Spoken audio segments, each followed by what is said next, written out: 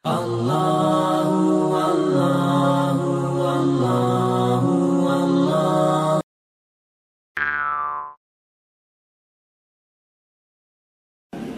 Maka kata Imam Malik, kalimat istawa maklum dalam bahasa Arab, meninggi dan menempat. Mengimani istiwanya Allah adalah sebuah kewajiban. Nah, salah satunya adalah ayat Ar-Rahmanu 'alal arsy istawa. Kita semua orang beriman meyakini secara lafaz dan secara makna bahwa sesungguhnya ayat mutasyabih itu harus kita beriman dengannya. Baik lafaz dan maknanya harus kita beriman dengan ayat Ar-Rahmanu 'alal arsy istawa. Dan sifat Allah tidak boleh ditetapkan dengan akal. Ya, kita menetapkan nama atau sifat untuk Allah hanya melalui Al-Quran. Ada dalil dari Al-Quran, Allah memiliki nama tersebut, maka kita katakan Allah bernama demikian karena Allah yang memberitakan untuk dirinya. Ada ayat, ada hadis yang menyatakan bahwa Allah bersifat dengan suatu sifat, maka kita katakan Allah bersifat demikian karena Allah dan Rasulnya yang telah memberitakannya. Dan sifat atau nama tersebut sesuai dengan keagungannya Allah sebagai Al-Khaliq, tidak dapat diperbagaimanakan, tidak menyerupai sifat makhluk, dan tidak boleh diselewengkan dari mana yang tersurat kepada mana yang tersirat, serta tidak boleh ditolak. Saya berikan contoh, diantaranya adalah sifat istawa, yang secara penyebutan istawa dalam Al-Quran untuk Allah Subhanahu Wa Taala ada 6 tempat. Ya, ditambahkan dengan ayat yang ke-7 dengan amintum man fis sama. Imam Malik rahimahullahu taala, guru besarnya Imam Syafi'i, ketika ditanyakan kepada beliau tentang bagaimana istiwanya Allah, sebutkan fa'atraqa rahimahullahu taala bi ra'si wa ja'ala yatasaddab 'araqan min thaqili ma ulqi 'alaihi wa ta'zimihi ar-rabb jalla wa 'ala. Ketika diutarakan kepada beliau pertanyaan tersebut, bagaimana istiwanya Allah, maka beliau langsung menundukkan kepalanya ke bawah dan bercucuran keringat dari tubuh beliau sebagai bentuk pengagungan beliau kepada Allah Jalla wa'ala dan beratnya pertanyaan tersebut. Maka beliau menjawab, al-istiwa ma'lum wa fi lafzin ghairu majhul. Kalimat istiwa di dalam yang datang dalam Al-Quran dan hadis adalah kalimat yang ma'ruf dalam bahasa Arab. Karena kalimat istawa, apalagi kalau dia muta'addi dengan ala, maka maknanya adalah ala alaihi wastaqar, meninggi dan menempat. Maka kata Imam Malik, kalimat istawa maklum dalam bahasa Arab, meninggi dan menempat. Mengimani istiwanya Allah adalah sebuah kewajiban karena Allah yang memberitakannya, karena Rasulullah SAW yang menyampaikannya, dan telah disampaikan oleh para sahabat kepada murid-muridnya sampai kepada kita. Andai kata Allah dan Rasulnya serta para sahabat Nabi SAW tidak menyampaikan kepada kita tentang sifat istiwanya Allah, niscaya kita tidak akan berani mensifatkan Allah dengan sifat tersebut. Kemudian kata Imam Malik, wal kaifa anhu majhul. Bagaimananya istiwanya Allah, tidak ada yang mengetahuinya. Allah memberitakannya kepada kita di dalam 6 ayat dalam Al-Quran dan tidak menerangkan bagaimananya. Nabi di dalam hadis-hadisnya juga tidak menerangkan bagaimananya. Demikian juga para sahabat, dibacakan kepada mereka ayat-ayat tentang istiwanya Allah oleh Rasulullah SAW, tetapi Nabi tidak menerangkan kepada mereka bagaimananya. Yang jelas sesuai dengan keagungannya Allah sebagai Al-Khaliq, tidak dapat diperbagaimanakan, tidak menyerupai sifat makhluk. Allah tetap akbar, Allah tetap Al-Ghani, tidak pernah butuh kepada makhluk. Saya tidak mampu berpikir bagaimana Allah bertempat di atas istiwa, meninggi di atas istiwa, tetapi Allah tetap akbar, tetapi Allah tidak butuh. Maka jawabannya apa? Ya, salah kita. Kenapa dipikirkan? Bab iman bukan dipikirkan, tetapi diimani, bukan dipikirkan. Karena kalau kita berpikir, maka ujung-ujungnya pakai akal. Sedangkan bab iman menggunakan dalil Al-Quran dan hadis, bukan menggunakan akal. Kedua, akal kita tidak akan mampu memikirkan zat dan sifat-sifatnya Allah. La tudrikul absar wa huwa yudrikul absar wa huwa sami'ul basir. Wa la yuhituna bihi ilma. Tidak ada yang mampu menguasai, tidak ada yang memiliki ilmu menguasai tentang Allah secara keseluruhan. Tidak ada yang mampu. Ini sifatnya para malaikat. Bagaimana lagi dengan selain mereka? Wala yuhituna bihi ilma, kata Allah. Para malaikat seluruhnya ilmu mereka tidak mencakup Allah Subhanahu wa taala seluruhnya. Ya. Maka jangan dipikirkan.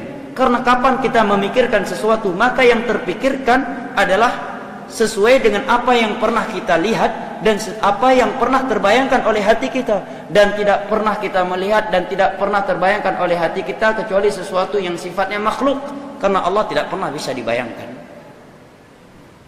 Kapan kita bayangkan, maka akan membuka pintu berikutnya menyerupakan Allah dengan sifat makhluk. Ketika kita tidak mau menyerupakannya, maka akan membuka pintu berikutnya, pintu tahrif, menyelewengkan makna yang tersurat tersebut. Karena anggapan kalau saya sifati Allah berarti menyerupai sifat makhluk. Kalau saya tolak, ayatnya ada, hadis, bagaimana? Berarti saya takwil, maka jatuh ke jurang berikutnya. Sebagiannya tidak mentakwil, ya, tetapi lafadznya ya secara totalitas dengan maknanya dia tolak, yang disebut dengan kelompok Jahmiyah. Jelas ya? Kemudian kata Imam Malik, wasu'alu anhu bid'ah. Menanyakan bagaimana istiwanya Allah adalah pertanyaan yang bid'ah, karena ini bab akidah. Turun 6 ayat kepada Nabi tentang istiwa. Nabi tidak bertanya kepada Allah, ya Allah bagaimana engkau istiwa? Ayat-ayat tersebut dibacakan oleh Rasulullah SAW kepada para sahabatnya. Tidak ada satupun di antara mereka yang bertanya, lalu bagaimana istiwanya Allah? Para sahabat mendoktrin akidah tersebut kepada murid-murid mereka, para tabi'in. Tidak ada satupun dari kalangan para tabi'in yang bertanya bagaimana istiwanya Allah. Para tabi'in mendoktrin akidah tersebut kepada murid-murid mereka, tabi'in. Dan tidak ada satupun di antara mereka yang menyatakan bagaimana istiwanya Allah. Maka kata Imam Malik, ya, menanyakannya adalah bid'ah. Tidak ditanyakan oleh Nabi, tidak ditanyakan oleh para sahabatnya, tidak ditanyakan oleh para tabi'in, dan tidak ditanyakan oleh para tabi'in 3 generasi yang telah direkomendasikan oleh Rasulullah SAW dalam hadis Imran bin Husain dalam riwayat Bukhari dan Muslim. Jelas ya? Bismillahirrahmanirrahim. Assalamualaikum warahmatullahi wabarakatuh. Alhamdulillah الذي جعلنا نعمة كثيرة على الإسلام والإيمان والإحسان والصلاة والسلام على رسول الله وعلى آله وأصحابه ومواله أشهد أن لا إله إلا الله وأشهد أن محمدا عبده ورسوله لا نبي بعده. Kaum muslimin yang dirahmati Allah Subhanahu wa taala, insyaallah pada hari ini kita akan membahas secara singkat berkenaan tentang cara menafsirkan ataupun cara kita beriman kepada ayat Allah yang bersifat mutasyabih. Nah, kita tahu bahawa di dalam Al-Quran sendiri Allah itu berfirman minhu mutasyabihat, minhu muhakkamat wa mutasyabihat. Allah memberi 2 istilah pada saat Allah membicarakan tentang makna Al-Quran. Di sana Allah dalam Al-Quran itu terdapat beberapa ayat yang bersifat mutasyabih dan juga terdapat beberapa ayat yang bersifat muhakamat. Ada muhkam, ada mutasyabih. Menurut kaedah ulumul tafsir atau ulumul Quran, bahawa muhakamat itu adalah ayat-ayat yang tidak perlu tafsir, walaupun di beberapa tempat yang memang perlu dijelaskan kembali. Nah, artinya apa? Ketika kita memaknai ayat muhakamat itu tidak perlu tafsir. Ketika kita memahami ayat itu, maka sudah memahami bagi kita. Maka ayat muhakamat dalam Al-Quran itu harus kita imani. Wajib kita imani secara lafaz dan wajib kita imani secara makna. Bagaimana contohnya? Contohnya ketika Allah berfirman tentang ayat yang mudah kita fahami, yaitu Qul huwallahu ahad. Allah itu Maha Esa. Jadi ketika Allah berfirman tentang Allah Maha Esa, maka Esa di situ tidak perlu tafsir lagi. Memang Allah itu adalah Maha Esa. Yang kedua adalah mutasyabih, yaitu kaedah di mana Allah menuliskan, Allah membuat ayat mutasyabih. Yang ayat mutasyabih itu juga perlu yang namanya tafsir atau ta'wil. Dan tentunya cara menafsirkan ta'wil dan tafsir itu terbagi 2. Ada yang memang tidak boleh kita menafsirkan ayat mutasyabih, ada yang perlu kita tafsirkan. Ayat yang tidak perlu kita tafsirkan, yaitu ayat mutasyabih, adalah ayat di mana memang Allah sendiri yang mengetahui ayat tersebut. Nah, salah satunya adalah ayat Ar-Rahman wa 'alal arsy istawa. Kita semua orang beriman meyakini secara lafaz dan secara makna bahawa sesungguhnya ayat mutasyabih itu harus kita beriman dengannya. Baik lafaz dan maknanya harus kita beriman dengan ayat Ar-Rahmanu 'alal arsy istawa. Nah, sekarang yang menjadi pertanyaan kita adalah sebahagian saudara-saudara kita, yaitu salah satunya adalah dari para kaum Wahhabiyin, bahawa mereka mengatakan bahawa Ar-Rahmanu 'alal arsy istawa, Allah itu bersemayam di atas aras dengan kata-kata bertempat. Ini yang menjadi permasalahan bagi kita. Kita meyakini dan beriman kepada lafaz itu, dan kita meyakini dan beriman kepada maknanya. Tapi makna ketika kita menafsirkan ayat mutasyabih itu juga harus kita pilah. Karena ayat mutasyabih itu tidak semuanya manusia mengetahuinya. Allah lah yang memiliki pengetahuan lebih daripada itu. Saya ingin katakan begini, bahawa sesungguhnya sebahagian saudara-saudara kita meyakini ayat bahawa Allah di atas aras itu dan Allah bertempat. Kita hanya beriman bahawa memang Allah di atas aras. Allah memang di atas aras. Tapi tidak boleh kita katakan bahawa Allah itu bertempat. Nah, sekarang ada orang yang mengatakan bahawa Allah itu bertempat di atas aras. Berarti Allah di atas aras dan memiliki tempat. Ini yang sangat-sangat fatal sekali. Nah, kita tentunya saat menafsirkan Al-Quran harus kita merujuk kepada beberapa ahli nahu, dari beberapa ahli sastra Arab untuk melihat lebih dalam lagi bagaimanakah sesungguhnya ayat ini. Seperti mana yang disebut oleh Imam As-Suyuti di dalam kitab Al-Itqan fi Ulumil Quran. Nah, ketika ala, orang memaknakan ala di atas, Allah itu di atas, maka di situ tentunya terdapat beberapa makna. Imam As-Suyuti, ala itu ditulis oleh beliau beberapa makna. Ada ala bermakna ibtida, permulaan. Ada ala bermakna isti'la, dan itu pun terbagi dua. Iaitu ala memang artinya adalah di atas. Itu terbagi dua. Ada yang isti'la hakiki, ada isti'la majazi. Kemudian beliau juga memberikan makna ala itu dengan makna bilba, iaitu makna dengan kata ba, iaitu dengan. Kemudian beliau juga memberikan makna ala juga makna adalah ta'lil, makna ta'lil, iaitu karena. Nah, saya ingin katakan bahawa ketika kita mengatakan ala itu di atas dengan konteks hakiki, maka ini yang menjadi salah dalam menafsirkan ayat dan beriman kepada ayat itu. Allah memang di atas aras, tapi Allah tak bertempat. Berarti ala yang ada pada aras itu disebut dengan ala makna majazi. Kita dapat sebutkan contoh. Contoh misalnya, ketika ada satu buku, lalu kita letakkan HP di atas buku ini, maka ini juga disebut ala. Ketika orang menyebut handphone atau smartphone ini di atas buku, maka ini di atas buku, kata-kata di atas disebut dengan ala bil makna hakiki. Dan ini namanya ma'ala bil makna hakiki. Ketika kita memaknai bahawa handphone di atas buku atau di atas kitab, ini juga bermakna ala. Tapi ini juga bisa dimaknakan dengan ala bimaknal majazi, atau dalam kata Imam As-Suyuti, ala bimaknan, bukan bilafdan, bilafdin, arti ala bimaknan. Nah, ini atas, ini juga atas. Lalu, apa perbedaan atas yang seperti ini? Apa perbedaan atas yang memang menempel di atas ini? Ini kedua-duanya adalah ala. Tapi bedanya, kalau ini ala makna majazi, kalau ini ala makna hakiki. Nah, sekarang kita kembali ke permasalahan. Hari ini banyak orang yang mengatakan bahawa ala itu adalah ala yang seperti ini. Berarti Allah itu benar-benar duduk di atas aras. Allah itu benar-benar bersemayam di atas aras, yang bermaknakan begini. Hal ini yang tidak boleh kita beriman dengan cara memberikan makna yang seperti ini. Memang Allah di atas aras, tapi tidaklah Allah itu menempel di atas aras. Kalaulah anda cara meyakini Al-Quran dengan makna Allah di atas aras seperti ini namanya ala bimakna hakiki. Ini yang tidak boleh. Kenapa tidak boleh? Ya, karena ketika Allah duduk di atas ini, berarti Allah butuh kepada tempat. Oh, ada orang mengatakan, terserah Allah butuh tempat ke tidak. Tetap tidak cocok. Allah Maha Suci. Zat Allah Maha Suci daripada tempat. Baikkah Allah itu menempel dengan tempat itu? Baikkah Allah dan sebagainya? Allah berada di kanan, di kiri, ataupun Allah di bawah, atau menempel dengan makhluknya? Itu tidak dapat kita tafsirkan dengan akal kita. Saya ingin katakan bahawa ala yang ada pada makna Ar-Rahmanu 'alal arsy istawa itu bahawa Allah memang di atas aras, tapi Allah tidak bertempel.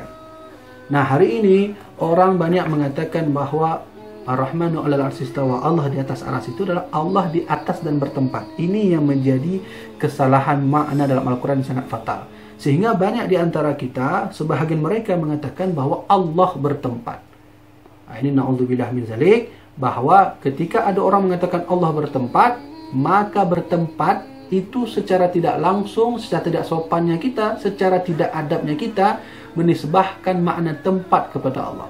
Ketika kita menyebutkan tempat, maka kita sudah membatasi ruang lingkup Allah Subhanahu wa taala.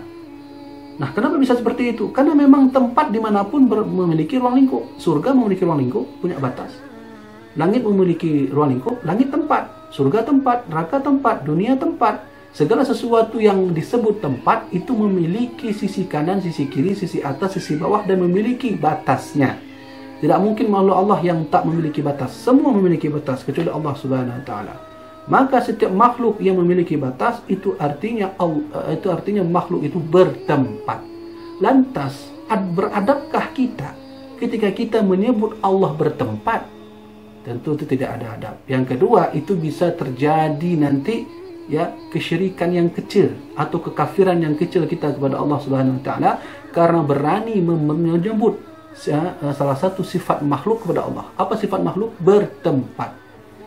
Ingat, saya ulangi lagi, bahawa ketika kita menyebut bertempat itu sudah berarti kita membatasi ruang lingkup Allah Subhanahu wa taala.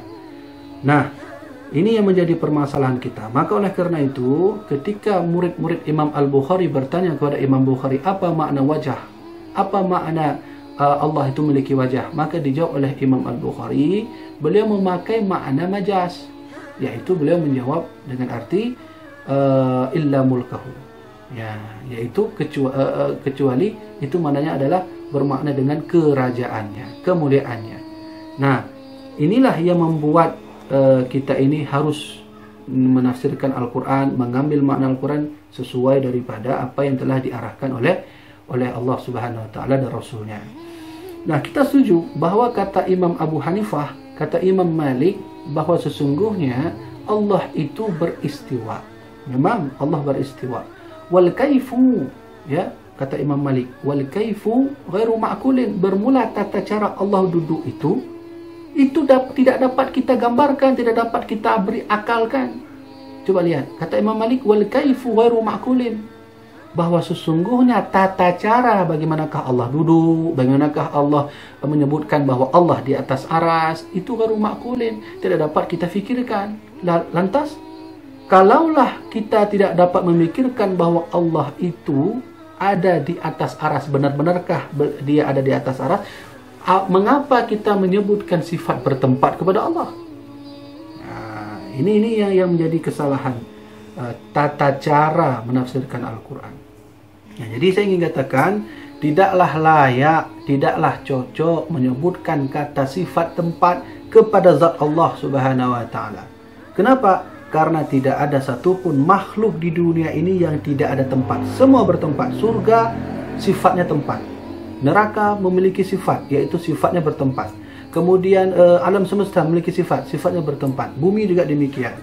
Nah, bertempat itu sudah pasti ada ruang lingkup batasnya.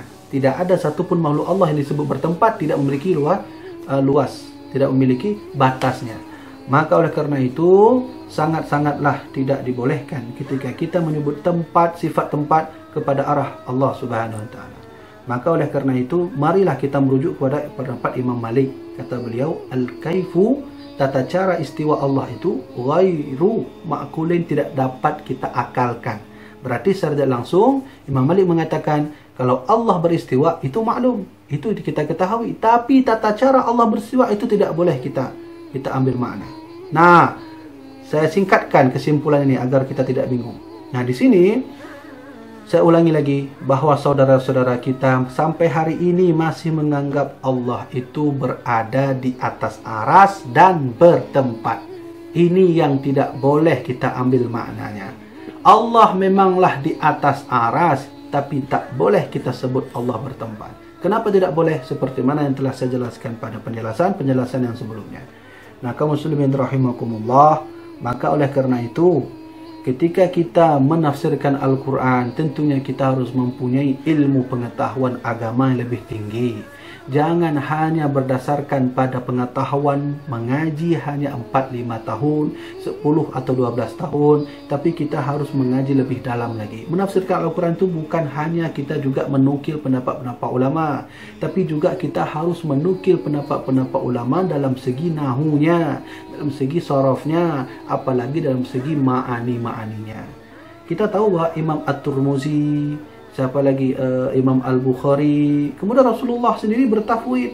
Rasulullah itu mendiamkan dirinya ketika orang bertanya tentang Allah Subhanahu wa taala. Rasulullah tidak menyebutkan Allah itu bertempat. Tidak ada satupun hadis yang menyatakan bahwa Rasulullah menyebutkan Allah itu bertempat. Nah, maka oleh karena itu Imam Syafi'i pun tidak menyebutkan bahwa Allah itu bertempat. Imam Malik juga tidak menyebutkan, apalagi Imam Abu Hanifah dan Imam Hambali tidak menyebutkan Allah itu bertempat. Tapi semua ulama-ulama itu menyetujui bahwa Allah itu di atas aras. Tidak disebutkan tempat.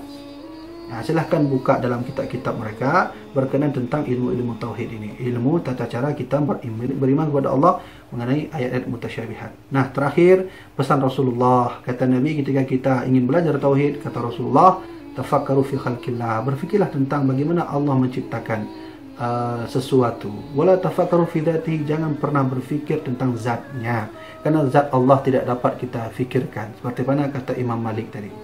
Nah, kaum muslimin rahimakumullah, maka kita tarik kesimpulan dan inti yang ingin kami bahaskan di sini adalah jangan sama sekali menisbahkan sifat-sifat makhluk kepada Allah. Salah satu sifat makhluk adalah bertempat. Kalau kita sebut bertempat kepada Allah, maka itu tidak dibolehkan. Maka demikianlah yang dapat saya sampaikan, insya-Allah bermanfaat ya, dan penjelasan ini dapat kita pahami secara bersama. Ya, yang tentunya pesan saya adalah jangan menafsirkan Al-Quran dengan cara sendiri. Larilah kepada ahli tafsir dan lari kepada orang-orang yang faham tentang ilmu agama. Nah, kemudian terakhir adalah pahamilah kata-kata ulama itu dengan benar. Hari ini kita melihat bahwa ada sebahagian orang yang menerjemahkan kitab yang tidak memiliki kapasitas yang lebih, yang kualitasnya lebih bagus untuk menafsirkan atau menerjemahkan kitab-kitab para ulama, sehingga banyak terjadi kesalahan-kesalahan yang diterjemahkan oleh mereka. Sudah, insya-Allah mungkin ada pembahasan yang akan kita bahas lebih luas tentang masalah ini. Ini dapat saya sampaikan. Assalamualaikum warahmatullahi wabarakatuh.